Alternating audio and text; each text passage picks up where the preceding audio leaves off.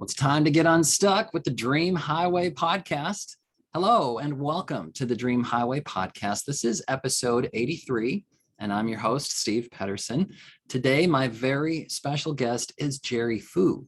Jerry is a conflict resolution coach who helps Asian American leaders advance in their career and life journeys.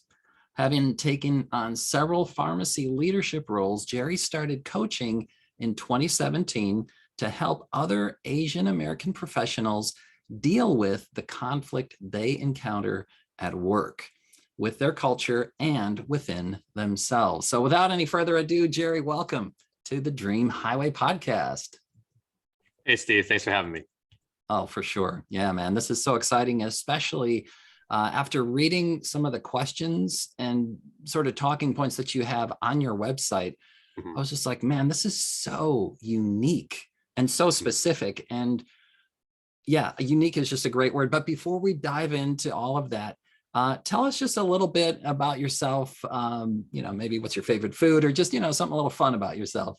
Yeah. One of my favorite foods, I think my comfort food growing up from, my Taiwanese parents is beef noodle soup, right? Just anytime it's like in the few months of cold weather we have in Houston, or if I'm just having a bad day, right? It's just like good comfort food. And you're just like, oh, let me just sink my teeth into this, because noodles were just one of my favorite foods growing up, and I never get sick of them. So that's one thing I'd start with. Okay, fantastic. Makes me think of that movie Ratatouille. Have you ever seen that movie? Oh, yeah. Great movie. Yeah. Right. And at the end, the guy takes a bite of this food and it's instantly, transformed or whatever, or taken back to his childhood. So that's what it's like for you eating beef noodle soup, huh? Oh, nostalgia is a powerful thing. Yeah. Yeah, sure. It really is. Yeah. Very cool. What else? What other kinds of things, what do you have going on right now in your life that's got you really excited? Yeah. I am, I love just trying new things and, seeing what Houston has to offer now that the world is opening back up. I love going salsa dancing in my free time, whenever that is. I love reading new books and just seeing what ideas come to mind whenever I read, just even whether it's self-improvement literature or a good fiction story. There's always something useful to take away from those. And so, those are some of the things that I just love, aside from just appearing on podcasts like this one, right? Sure. I've met so many great motivated people in the podcasting world. So grateful to keep meeting people. A great place to do. It's a great way to build relationships, build your network. I find it interesting that you love salsa dancing. That totally makes sense with where you're at in Houston, right? Because that's close to the Mexican border. And Chicago, we have it too. So it's not really close to the border thing. We do have a huge Hispanic population here in Chicago. But I wouldn't think so. Your job or your work is you work with Asians. So you wouldn't think necessarily that salsa dancing would be the next logical step for you. What was the draw there?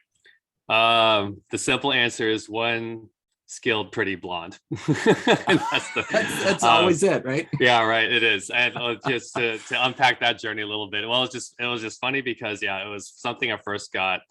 I learned about when I was in college, and the lesson they taught was terrible, Steve. And so, me being pessimistic about new things, right? It's just I'm bad at this. I don't think I'll ever be good at it. And I just don't get it. I'm just going to shelve it forever. And then when I got to pharmacy school, a friend of a friend was trying to start the salsa scene in Memphis, where I went to pharmacy school. And, my friend was like, well, you got to give it another chance. And so, by the time my grades solidified a little bit, had a little more extra time to just go out and try new things, because I just stopped, I just got sick of studying all the time. I just said, let me give myself a study break. Got semi good. And then after I graduated, unfortunately moved to a city with no salsa dancing. And so, just got rusty and went through a bad cycle of lack of confidence and rust and missing it. And then, occasionally there would be some breakthroughs where, things would come together, and then it was just on and off for a while. And then, about 8 years ago now, a Venezuelan friend of mine that I knew through the church I was going to at the time said, hey, there's a free salsa event here down in Houston, or the downtown aquarium. And they said, hey, you should check it out. And that's where the skilled pretty blonde came in. I was like, I got to dance with her. And that's when it just took off. I said, I got to bring my A game. And then after that, I said, why did I stay away from this for so long? And then after that, I was just like, nope, I got to do more of this. All right, I'm Yeah. going to do more of this. Oh, that's so great, man. That's so great. And it seems like, man, when you mentioned that they were trying to start up a salsa dancing scene in Memphis, I was like, wow, yeah, like there comes a time for everything where it's like you got to start it up, you got to get it going, and you get a few people, and it won't start out huge. It's not like, I can't imagine, in Memphis that there was people lined up down the block, like there would be for American Idol tryout, but to get into salsa dancing. But man, just the faith to start anything unique. What a niche, what a great niche. So how'd it go with the talented blonde? Did that ever work out, or there's this interesting, that's what we all really want to know, of course, right? No, there's this interesting thing where chemistry on the dance floor doesn't necessarily translate to chemistry off the dance floor. And got it. But I mean, just a side note, I haven't mentioned this on previous talks about salsa dancing, but I actually had still a lot of insecurities around her about like my skills, even though she'd already made it clear that she respected me as a dancer, even though like we weren't romantically involved after that. But it was just funny because there were times when she'd get upset with me. She's like, you didn't ask me to dance. I'm just kind of like, oh yeah, like you actually like dancing with me. But it didn't matter how much she liked dancing with me if I didn't think of myself as a better dancer, right? So interesting mindset things that just kind of sabotage perfectly good things, right? Sure. Yeah, I'm thinking, man, you're writing a book right now, man. This is great stuff. So cool. Well, let's get into a little bit about the work that you're doing and the work that you're fired up about. What do you got going on there? Yeah. It's a combination of things where, I had some early clients that said, hey, how do I have a conversation with a boss who's passive aggressive? And he blew up at me when he thought I wasn't being completely committed to the job according to his preferences. Other times, I have clients that ask me, hey, my company goes through a round of cuts like every quarter. How do I make sure that I'm proactive enough in my career to make sure I don't get swept away in those rounds of cuts? Sure. Other times I'm partnering up with Asian organizations to talk about, I'm actually working on a workshop now called conflict creation, not conflict resolution, because just allowing other Asian professionals to introduce conflict into a workplace, not for the sake of, just rabble rousing or anything like that, but just to have this productive conflict, right? A productive discussion around difficult topics. And that's not meant to condemn anyone or accuse anybody of any wrongdoing, but instead just to say, hey, there's some ugly things about humans. There's a lot of beautiful things and also a lot of ugly things. So how do we address these in a way that is civil and moves everybody forward, right? Yeah. So it's sort of like a head them off at the pass kind of a thing, right? Like, hey, before why we do fire drills in schools, right? Good. It's like, when the real thing hits, you want to know how to handle it. So that's absolutely brilliant. Why ignore the elephant in the room, right? Yeah. That's fantastic. And I had mentioned earlier, one of the questions or statements on your website, which I just think is absolutely mind-blowing, is you say, if you want to be ready to have a strong relationship with your boss. I'm like, where did that come from? That is so not American, like the American way is like, I hate my boss. I want to quit my job and I want to talk about my boss behind their back. So what led to that? I mean, that seems like an incredibly mature approach to relationships. What brought that about? Yeah, it's it took a while for me to appreciate that, right? Because too often we have this idea that the boss just trying to make himself look good and just try to stamp out any degree of pushback or defiance, right? And you realize that you don't want that, right? There's a great book called Start With Your People, talking about, and they have a chapter in that book talking about just how important your relationship with your boss is, because your boss has a firsthand look of your job performance and also can unlock doors and opportunities that no one else can, right? And so if you set your boss up for success, you make your boss look good, you don't want to enable him or her, right? You don't want to try to skirt things under the table or anything like that. But when you set your boss up for success, guess what happens when your boss gets promoted, right? He's probably going to take along the people that helped him get that promotion. And that happens a lot. Yeah. right? You want to be the teammate that everybody wants on their team, right? And Mm, so when you see your boss as, hey, this is a resource, I know you don't want to fake anything, right? You want to just kiss up to him just sure. for things, for favors. But when you realize, hey, you know what, he has his own deadlines, expectations for, you know, his boss, right?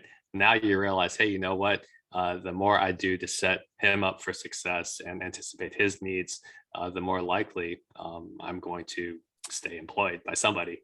Yeah, this is really fascinating because it's what it's making me think of is this job that I had I don't know 20 years ago Hmm. where I had two different sales managers. And when I first started the job, there was my manager, my sales manager. I mean, he was just a great guy. I loved him, Hmm. and I did really well on Hmm. the job while he Good. was there. But then another guy, like he got promoted because everybody loved him, and he did a Yeah. great job. Imagine that.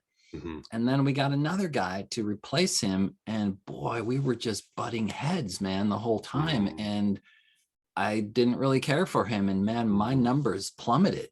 Hmm. And so that's really fascinating. Hmm. You just helped me bring closure to an area of my life. Glad, yeah, glad there's blessing, man. Absolutely. Celebrate Yeah, that for sure. cool. And another point, which is completely un-American. Hmm. Yeah, On right. your website, you say, respect your parents' opinions Hmm. while still going your own way. Hmm. Oh my gosh. Again, how did that come about? What? Yeah, right. Let's take an example like Jimmy O Yang, right? You know, funny comedian, made it, Mm, big on the Hollywood stage, right? And he talks about in his journey, right? Like his parents wanted them to succeed the way they wanted, him to succeed, right? They just say, mm, this is our definition of success, and we believe this is what's best for you. So please follow it. Not just please, but you have to follow this, right? And so yeah. Jimmy would talk about how he only majored in economics because that's like, the bare minimum major that's like respected by Asian elders, right? It wasn't Mm, like he was interested in it. He was just looking to get by.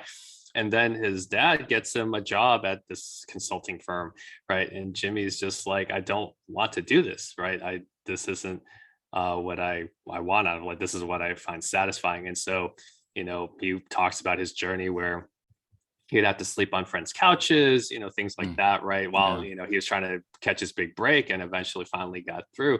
And he says in his Google talk, right, he says, I'd rather disappoint my parents for a couple of years than to disappoint myself the rest of my life. Mm, And, man. and it's hard because, right, like I'm happy to admit that I wanted to be the good son, right? My parents' opinions and approval mean a lot to me. And Sure. so, for them and I to disagree over what my best career path was, right? My mom wanted me to work for a chain pharmacy I didn't care for because she felt like that would be the stability my dad never had, trying to find gainful employment as an immigrant.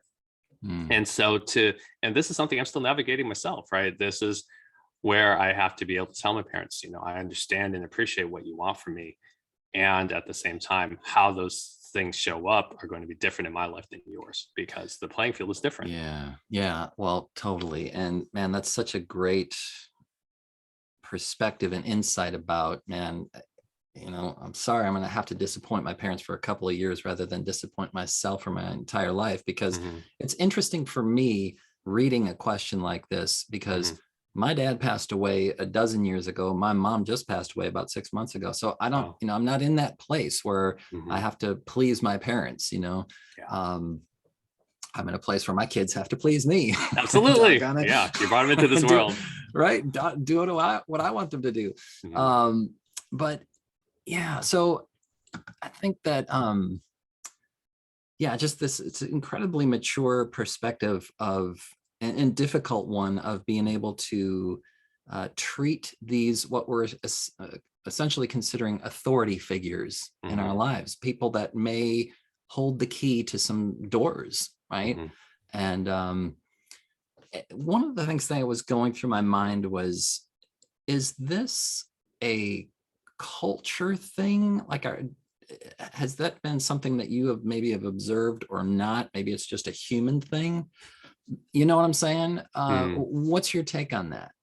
Yeah. I think there's some commonalities, like that transcend all, I think, races. There's just a generational thing where, Hmm. um, where parents see kids and they're like, you have no idea like what you think you want. Like you think you know what makes you happy, and you have It's true, man. It's yeah. true. And It's then so kids are true. like, yeah, and then kids are like, my mom and dad are just uncool. Like they just Yeah. they're obsolete, right? There's just like, well, I think one of the funniest things I remember reading about was like when Kobe Bryant, right? He has, several kids, and right, like he's friends with Beyonce, and like got his Hmm. daughters to meet, introduced his daughters to Beyonce, and he's just like, finally, like, are you gonna give me some like credibility points here? Yeah. Like Yeah. I'm a pretty accomplished individual, right? But the kids are like, it's just dad. Yeah. um and so yeah, I think there's just something there where kids want to believe they know better than the parents, like they have something, they know that something that the parents don't, and the parents just want to say, I've got 30 plus experience of life on you. Yeah. Yeah, I understand I have my own things and flaws and such, but I have some useful information that you might want to unlock, right? Yeah. Yeah, for sure. So you are working primarily with Asian American leaders or Hmm. Asian leaders. Yeah. Uh, why specifically that niche? I would assume that you obviously go outside of that if somebody else Hmm. needs help, Hmm. but what have you found? Was it something in that niche that you found there's a specific need that I can really meet, or was it more like, hey, this is my culture, I can relate, I feel comfortable here? What why focus on that niche? Yeah. No, great thing to unpack, because yeah, on one hand, just the concept of niching is something that's important for people in my space, right? Because Mm-hmm. the coach that says, I can help everyone, who can you help? Everybody. Like, boring, right? Like, Yeah, yeah, do you yeah. want to be my client? No. It's like, Yeah, but I can help you. I can help anyone. Um, it's yeah. more about, to ask yourself, who would you really be excited to work with, right? Like Mm, that's the first question to ask, is like, and so for me, to be able to say, yeah, I have a heart for these Asian professionals. I know their pain points. I want them to be able to walk in like a more bearable path, or be more equipped to mm-hmm. handle the challenges that are inevitable. That's where it's coming from. So one of three things happens when you niche, right? Number one, someone says, wow, he knows my pain points, or he knows he knows my journey. I love his story. I want to work with this guy because he says, Yeah. I'm the guy he has a heart for. Number Mm, two, someone says, no, I'm not in that niche, but he describes someone I do know that would be in his niche, and maybe I make an introduction or referral, right? So that'd mm-hmm. be great. Yeah. Or three, someone says, hey, you know what? I'm not in that niche, but his story really resonates with me. Maybe I'll work with him anyway. So that's the blessing that comes from niching. And honestly, people need to remember that niching is not set in stone. Sure. If the niche that you have a heart for, right, like can't afford your rates, that's a Yeah. unfortunate truth about this. Yeah. Maybe you pivot to someone who can, right, that you still have a Mm, heart for, because you may have two or three different niches that you could relate to. mm. And again, ideally you start with one that you see your preferred choice, see how that works out, and if you need to adjust, you can. That's the heart of any entrepreneur, right? You got to pivot if things aren't going your way. Sure. Yeah. And so this is the sort of the dream highway for you. This is what you're going after. Mm-hmm. Uh, but you mentioned a little bit about stories. Tell us a Mm-hmm. little bit about your story and why this is important to you. Like why, what was the aha moment or the pain point or whatever it was that was Mm-hmm. like, here is the work I need to do. Yeah. So there's a couple different ones. I'd say the first one. So let me back up for a second. I'll give a couple Mhm. stories from different chapters just to show how things have Sure. changed. So, Yeah. like one example, right? Um, in college during my summer break, at one point I was home. This is when I was still living in Tennessee, and one of my friends who's a Muslim was dating a Christian girl that he knew through college. And so at one point they had a fight, and so my friend asked me for advice because I am a Christian, and so he's like, hey, I kind of help me have some empathy here. How do I talk in a language she understands, kind of. Sure. And so I point out some passages from the Bible, right, just to kind of just help him navigate this. And he has some questions, and I said, at the end of the day, it's not like an either or, it's a both and anytime you see passages that kind of seem to contradict each other. And so he copies me in on the email that he sends her. And I am not happy with it because he basically just kind of cut and paste passages out of context to fit his argument rather than, embrace the truth of the passage and how to apply it true to the original material, right? And my mom is seeing me like read this email and start to get really, really upset. And I just said, I got to talk to him. I got to talk to him. She's like, no. Like, don't upset him. Like, don't lose the friendship over this kind of fight. Like, just keep it to yourself. Right. And this is the default, right? That we're taught, like, hey, we don't want to embarrass anybody. We just want to let them save face.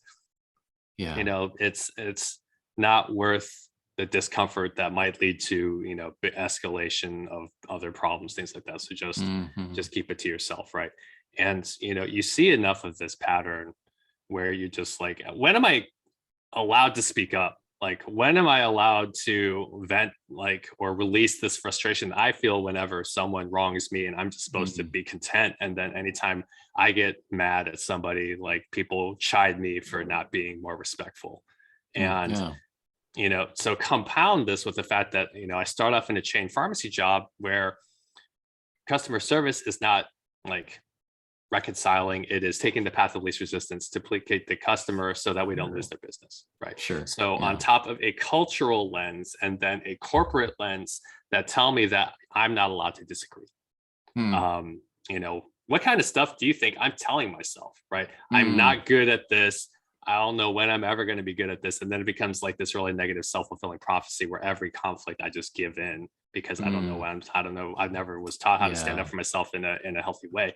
And so fast forward to after I got fired from my job that I moved to Houston for, right? That was the wake up call. And then I end up at a House of Cards job, independent pharmacy job where 4 of my paychecks bounce while I'm filling for crooked doctors, right? Now, how am I supposed to confront a guy who's clearly ripping me off, right? Like this is so these are some of the moments that I hope people can relate to, just to say, hey, wow, you come from a conflict averse culture, honor shame, hey, let the other person save face no matter how much it costs you. And then, then you get into a situation where that if you don't confront the problem, it won't get better. Like there's no chance that you'll get the outcome you want if you never speak up. And so right now, and as I got into leadership positions, and you realize, you can't stay quiet if you expect any kind of change to happen. And, I got written up because I had technicians who were not pulling their weight, but I wasn't like writing them up for firing them. Right. So management said your passivity is a problem because you're too worried about trying to be the likable uncle instead of being like the uncool dad. Right. That's dad, I don't like to clean my room. It's like, well, I'm your dad. And I'm right. And I'm gonna have to put my foot down here. Exactly. Just like, look, unless you pay bills in this place, you don't get a say in how to run this house. Right. Yep. And so, and then, so the final moment that led to kind of all this though, is when even after leadership experience helped save my career and opened up job opportunities I wouldn't have had otherwise. Right. I just got tired of the regular grind because every pharmacy job that I've had is subject to insurance reimbursements. And as long as insurance companies ultimately want to drive you out of business, it's just not fun, right? Just like these icebergs that melt after 1 or 2 years, and you're just like, okay, I guess I need to hop to another iceberg. But now I'm just tired of hopping to iceberg. Sure. But I love people development. So 5 years ago, when my previous, employer went under because of insurance drama, I said, what would it take for me to have a career in people development, like facilitating workshops, coaching, and so I declared myself a coach, but I was still too scared of failing rejection to actually, get some skin in the game and open up my own business. Right. Sure. And then the pandemic hit, and that's the other genesis moment to say, okay, how much longer am I going to put this off? Right. Yeah. And so don't get me wrong, guys. My pharmacy job was the only reason I survived COVID was, having something to help me pay my bills. And at the same time, it was also the seed that I could finally plant to say, you know what? I got to get this started because life's short if you don't let it if you don't keep your guard up, and it might slip by. Like you're like, man, 5 years ago I started this company. Why am I not why haven't I successfully transitioned out? So those are a couple of the moments I'd say that helped move this along. No, that's incredible, and thanks for sharing all that. And it really kind of makes brings a little bit more light to the very opening line on your website, which is be free from the fear of conflict. Oh my gosh. I mean, I think just being free from fear in general, Mhm. but yeah, the fear of conflict and a lot of people like to use the term people pleasing, Oh yeah. you know, uh, and it is so prevalent. I mean, it's one of those, well, let me ask you this. Have you found it to be one of those fears that's kind of like an onion? You peel back a layer, right? And you're Yeah. like, oh, I'm still afraid of this, right? Mhm. Oh, Oh I'm yeah. still afraid of this. And I guess it's like it's a skill, right? It's a Mhm. skill to be able to overcome these fears. Mhm. What has that journey been like for you, overcoming these, I mean, you're coaching people now, Mhm. Yeah. obviously, but you had to go through the journey yourself. And what was that like? Like, what kind of tools or aha moments, or what did it take? Mm. You know what I'm saying? Like, what helped you or aided you along your journey? Oh yeah. Years of struggle and failure, Steve. Like let's just get that out of the way. You can't get the success without failure. People forget that Right. failure is a prerequisite for success. And Mhm. yeah, I mean, I'm happy to sell. Like if I don't follow my own advice on this, I'm the biggest hypocrite in the world, and you should not listen to Yeah. me, right? So there are a combination of resources. One, some books that are useful. The Four Conversations by Jeff and Laurie Ford. They talk about specifically Mm. a closure conversation where expectations are broken and you have to, address like what exactly happened. And they have some really good best practices on, hey, don't delay on this, right? Like resentment builds up if you're not careful. And so the turning point for me was recognizing if I don't address this, like the cost of not addressing it is worse than the trying and failing and trying to even Mm. address it. That was a really hard truth I had to learn several times over before I realized, hey, you know what, like yeah, I have to engage. The second is to make engagement easier, right? Like one of the tips I offer in my 5-step framework to compensate for my own conflict aversion is 10 seconds of courage, right? Find 10 seconds of Mm. courage to pick up the phone, send that text, send that email, because if people wait until they feel brave enough to like initiate, it will never happen. Or if it does, you'll wait like 3 weeks and you're just like, why am I still on this? Right. Yeah. But if you just decide, hey, I don't have to be a superhero, I just have to be a superhero for 10 seconds, Mm. like set the boulder in motion, lock the gate behind you, and then you're like, oh crap, I can't go Yeah, I can't back. back out now. I gotta move forward. And Yeah. so that's what helps me is recognizing, you know what, okay, like I need to move this forward. And also, another Mm. tip I can offer people is to say, if you're lacking courage, use curiosity instead. And so you're like, Mm. oh, like I don't have the strength to take this head on. What if I just like learned a little more about it? Right now, Mm. you're just like, let me just learn and just really start to like, yeah, let me look at this. And yeah, like you said, right, you're peeling back the onion not only on the challenge but your own fears, and you say, why do I feel this way, right? What is my story around conflict? Oh, before conflict you used to say, oh, like someone is mad at me and like I must have done something wrong, and now you're just kind of like, no, just something is broken and we need to figure out how to fix it, right? And the Yeah. only way I know how to fix is if I learn what exactly I need to fix. And what's interesting, what's kind of popping up for me as we're talking about this is Hmm. just the idea of I know what can happen with me is that there's some conflict and I'm afraid to address it because I'm afraid I might be wrong, Hmm. Yeah. you know? Yeah. And I've also noticed with Hmm. myself that I don't like to use the word laziness, but Hmm. we'll just call it laziness to actually think through it. And Hmm. I guess I kind of feel like I hear you saying that, like, Hmm. okay, I don't need to have incredible courage, but can I just be a little curious? Like, Hmm. let me be curious about what if I just thought about this? Maybe if I journaled about this, Good. what would come up? You Yeah. know, Yeah. maybe I can resolve the conflict in my own heart. Maybe that's where it's at, you know. Yeah. Maybe I'm causing the problem. I mean, it's kind of Hmm. sounds like this friend of yours, this Muslim friend of yours, Hmm. he was not trying to understand, Hmm. right? Hmm. The situation with the other person. Hmm. Um, and I think that's a big roadblock too. Um, yeah. So what have been some of the, I don't know, more interesting conflict situations? Obviously, you don't have to go into specifics, but happy to. that you have helped others work through. I mean, obviously you talked about your friends, but maybe even on a corporate level or something. Can you share about some of those? Yeah, sure. Happy to go into details, Steve. That's the only way these are useful, right? Is if we Yeah, give sure. like specific Well, I mean, I examples. guess like indicting, like, oh, I worked for this company, and boy, were they a bunch of jerks. No, No. I mean, it's just I tell people, right? My day job as a pharmacist is basically my leadership lab, and I all the useful information that I read, right, doesn't matter until I just kind of throw it at my team and see what sticks. And whether they like certain diagnostic tests better than others, they'll say this one was lengthy and repetitive, and then others are like, no, this is just 10 minutes and it was really fun. It's like, okay, that's good, real feedback, right? So I'll give an example. So one situation I had was where I had to put my lead technician on a 6-month probation. Like she had let her license lapse. My bosses were not happy with her. And so we said, hey, you know what? We need to really get through to her in order to really make sure that, this doesn't happen again. And so we put in the probation. I pulled her aside. I did all this. And, I get a text from her over the weekend saying, hey, look, if you're just wanting to fire me, just go ahead and fire me. Okay. And I just said,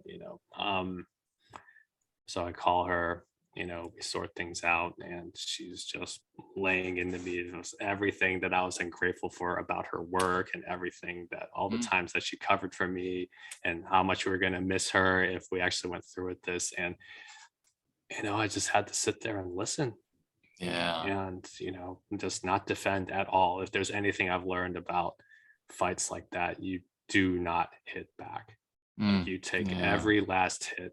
Number one, this is like the best defense. And also number two, it's also the most strategic, because until you get every possible frustration that she's showing me on the table, I should not form a response.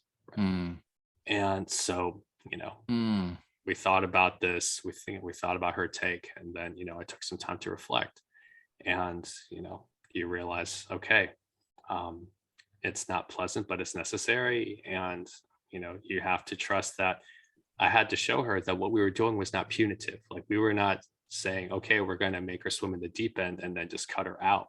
Like we were just like, no, like this was a deliberate restorative process and not a punitive one.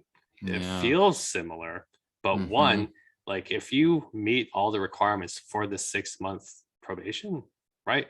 The idea is that then you develop good enough habits so you don't have to go back on this probation. Like if we just simply wanted to set you up to fire you, we would have done that already. But we wanted to give you, a long runway and show us that, what, maybe there's some limiting beliefs in your own head about what you can and can't do.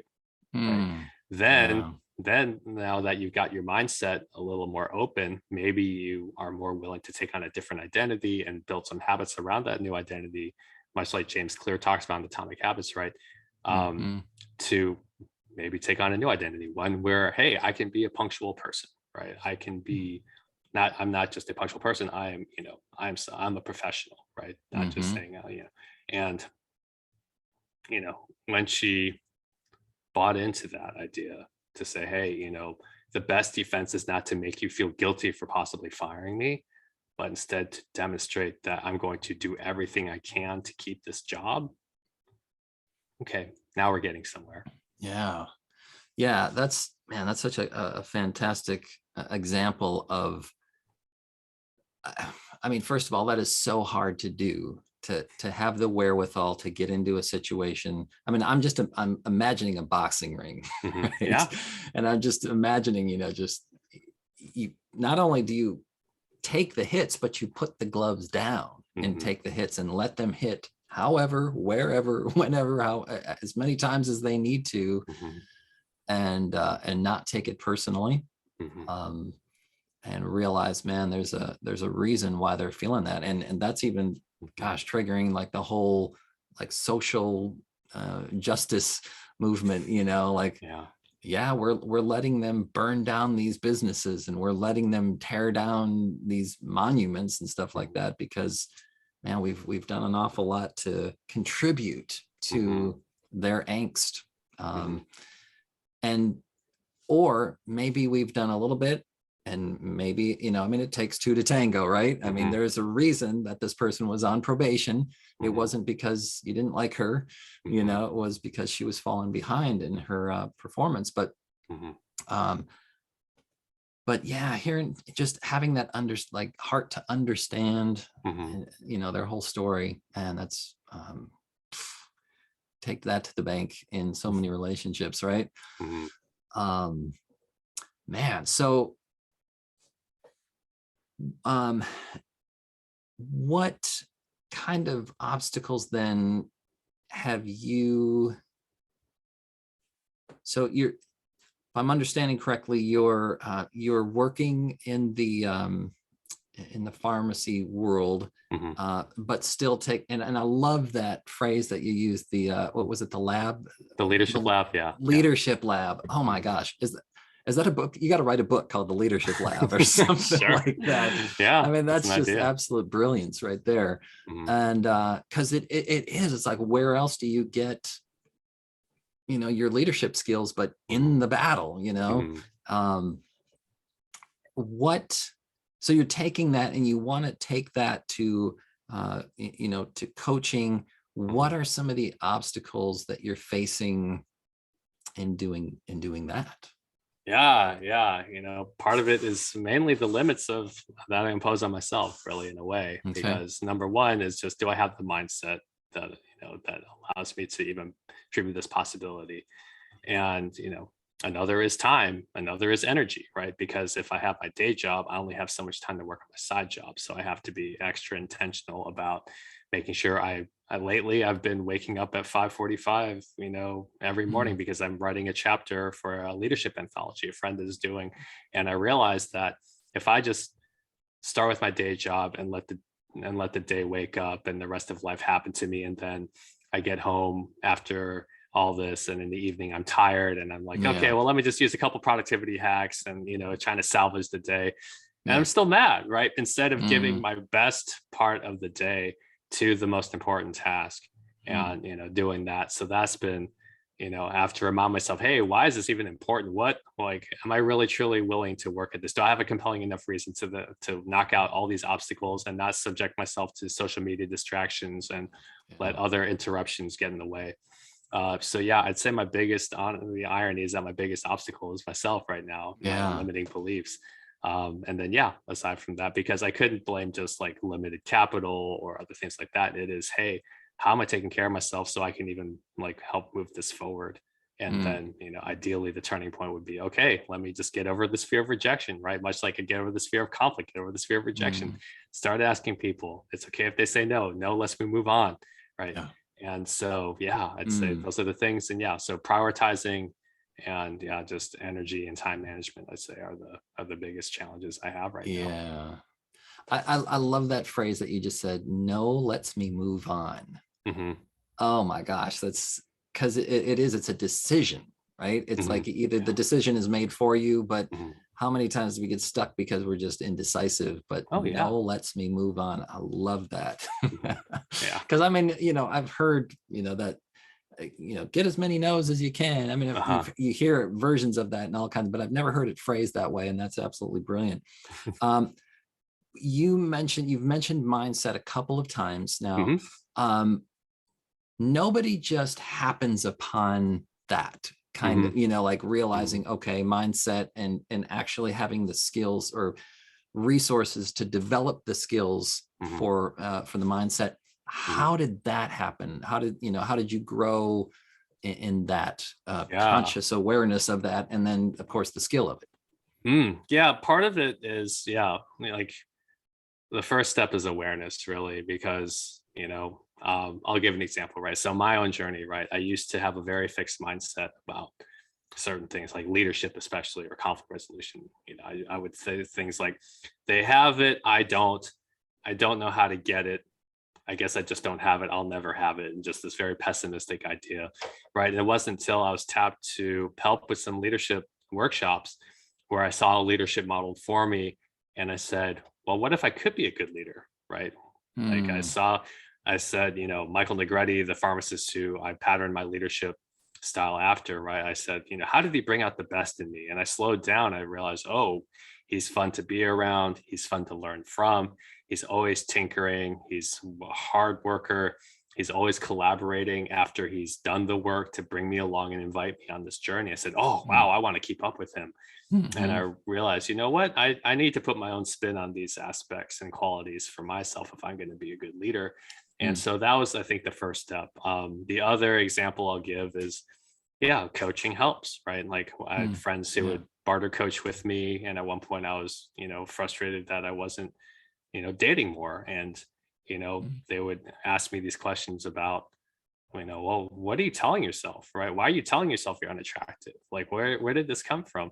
And you start to evaluate and you realize, what's justified isn't verified. And that's when things get interesting, right? When you realize, this feels right. This feels like it should be the case. But then you realize a lot of it is just because you've like been on this talk track, right? This really unhealthy talk track for some time now, because some reason people used to think, oh, like beating myself up, like gives me like a feeling that I'm noble or something like that. And you're just like, no, you're just, it's not as helpful as you think. Yeah. Man. And I love that phrase, justified isn't verified. Oh my gosh, that's great. Man, you are just dropping some gems today, man. That's fantastic. Now let's start to land the plane a little bit with this question. You mentioned your faith a little bit. How much has that played a role in the development of your dream, either to a positive or even a negative degree? Yeah, I mean, I wish people would be more open about the fact that whenever you decide on whatever faith you follow, that there's going to be doubts that you're going to struggle with, right? And so the difference is like what struggle are you willing to take on, right? The idea that there is a God and whose terms you should follow to find that God, or you just decide that you don't want to accept any of those terms, and then you just wrestle with the idea that like this is all we have.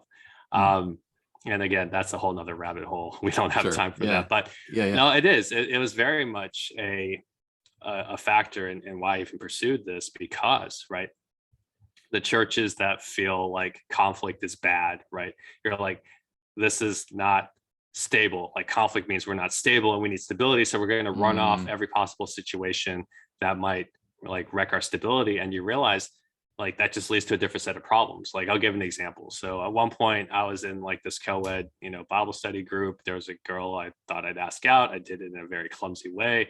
And then, the leader basically kind of berates me on the side and just like, hey, you made her feel uncomfortable. Don't do that again. Just don't do it. Right. And now, you get enough of that messages where guys are trying and it's clumsy. And instead of saying, hey, thank you for having the courage to ask her out. Here are some ways to kind of refine your technique. Instead it is like, hey, just don't do that anymore. And then, then you have the opposite problem. The opposite problem. We're just like, why isn't anyone getting married? Like no one's dating. You're just like, because you just told them that they were good at this. So just stop trying. So like don't like you created your own problem. You thought you were solving one problem and it turns out you created another one. So things like that within the church where it's like, hey, look, we're all broken people. It's going to get messy. And if you allow for failure at an acceptable rate, you're actually going to have a healthy church instead of one that looks healthy and is actually just like going to die because you didn't bother dealing with the uncomfortable moments in a healthier way. Yeah, you're right. We could go down a rabbit hole with this one. Oh yeah. All right. So let's take the plane down another notch then. So then out of that stratosphere, and let's just bring it home to like, okay, man, there's somebody out there, maybe they know that it's a fear of conflict that's keeping them from going after their dreams. Maybe they want to go after their dreams, but they fear the conflict that they're going to have either with their parents or their spouse or any number of relationships. Wow. What do you recommend? And, what kind of advice do you give people in that situation? Yeah. I think if you want the do-it-yourself kit, right, just start with the pen and paper and just start journaling, right? Just say, hey, what do I want? Why do I want it? What's keeping me from getting there? Okay, right? what are my next actions around these obstacles, right? And what I'm going to tie this into is the framework and a free guide you can download from my website, adaptingleaders.com/guide, right? Anytime you're going to run into pushback, right? There's a 5-step framework I use. Number one, right? Imagine what a successful conversation would sound like. So let's say someone's like, yeah, I'm ready to, pivot careers. I'm ready to do something. Okay. I'm going to tell my mom and dad that I'm ready to go back to grad school and get this master's in business administration because I want a different career path, right? Oh, but you're making so much money at your current job, right? Why do you really want to give all that up for a different career path? We don't think this is good for you. We don't do that. Yeah, exactly, right. And so you have to it's just like, okay, maybe success is just being able to even tell my parents that I'm going to change, right? Because success may not be restoring the relationship to 100%. Maybe it's just to say, hey, you know what? I'm going to plant my flag and, devil may care. Like, that's it. Step 2, 10 seconds of courage. Like I talked about, right? Hey, just set that in motion. You know what? Okay. And I tell them this all the time. I'm just like, oh, this conversation is going to suck. Okay. 10 seconds of courage, 10 seconds of courage. All right, go. And, let me just send that email, mom, dad, hey, my company is helping cover tuition costs for this degree that I'm ready to move on to a different path. And I know how much you wanted something else from me, but the stability you want from me, it's not something I want for myself. And I think I'm going to find it somewhere else. So now we have some things. Step 3 is to script your critical moves, right? Hey, I know my mom and dad are going to give me X reasons, hey, we've done so much for you. Why are you throwing away all this, all these gifts that we've lined up for you? Why are you, embarrassing the family with, pursuing the career path we consider less than, things like that. Yeah. Embarrassing the family. Yeah, exactly. That's a fun one. Yeah. And then step 4, right? You rehearse these moves. All right, let me role play with some friends. All right, let me train in the dojo before I spar on the street. Okay. So that way, right? Let me check myself in the mirror. How's my body language? How's my posture? And what's my tone like? Let me practice saying these things out loud so I don't get tripped up over my words in the moment. Right. And then step 5, just do it, right? You get action. I said this on another podcast. Action is what separates the doers from the dreamers, right? Action is what separates the contenders from the pretenders. Like it, yeah. Do that. And because, right, like successful businesses don't settle for dreams, right? Like like if there is a bias to action, that is the tiebreaker between, who actually comes up with a good idea and who actually builds something on it. So that's the framework I tell people. And that's one thing I use for myself. Every time I settle back into conflict reverse habits that I grew up with, for like 20 plus years, hey, I have a system in place. All right, let me override like everything that wants to default to comfort so that I actually move forward and make real progress. Yeah. And the great news is that there is a way out. And it's almost like this framework is kind of like a life raft in a very choppy waters, because that's what it can feel like, right? When you're in conflict or you're expecting conflict, and if you don't feel adequately, prepared to handle it, it can feel like you're in over your head and drowning. And man, it sounds like this framework is a great life raft that you can jump up on and get your feet stable. So Jerry, thank you so much for that. This is what we'll do. We'll put links to your website and your free guide in the show notes. Okay. So for our listeners, that's going to be at thedreamhighway.com/83. That's the number 83. All the information about how people can connect with you and get your free download. You can find it there. I'll just say any last brilliant quick words for us. Sure. Let's end with a question for people to mull on, like or two of them, like maybe one or two. We'll see what inspiration flashes in the moment. And then we say, let me ask you guys this, in line with your podcast, Steve. What would it take to live a life without regret? Okay. Yeah. All right. Yeah. We'll let that one sit. That's a beautiful one. I love it. We'll leave people with that one because it's such a great question. I wouldn't want to distract them with another one. Like, you got another question up there? No, that's it. That's the one we're going to stop to there. Yeah. Well, Jerry, thanks so much for taking time to share your wisdom and your story here on the Dream Highway podcast. Certainly appreciate that. And take care. So long for now. Yeah. Until next time.